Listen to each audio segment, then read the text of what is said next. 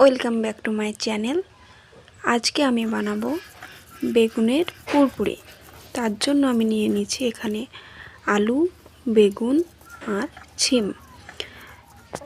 তার জন্য লাগবে জিরে, সর্ষে বাটা, আদা বাটা আর মরিচ বাটা। তো এগুলো আমি বেটে নিচ্ছি।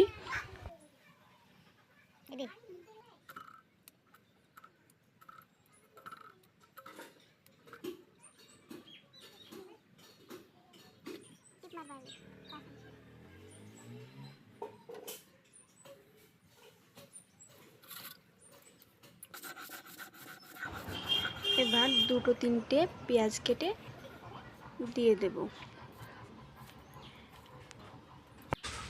এবার কড়াতে পরিমাণ মতো তেল দিয়ে তার উপরে বেগুনটা ঢেলে দেব।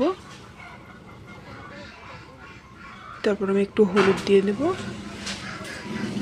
এবার একটু নাড়াচাড়া করে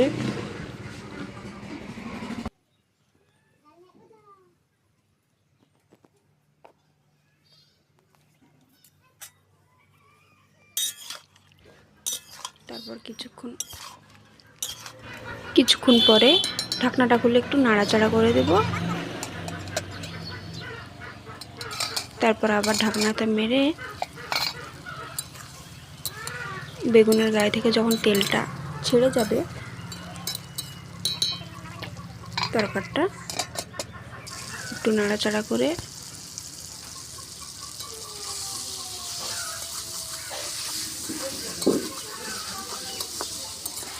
নামিয়ে নিতে হবে।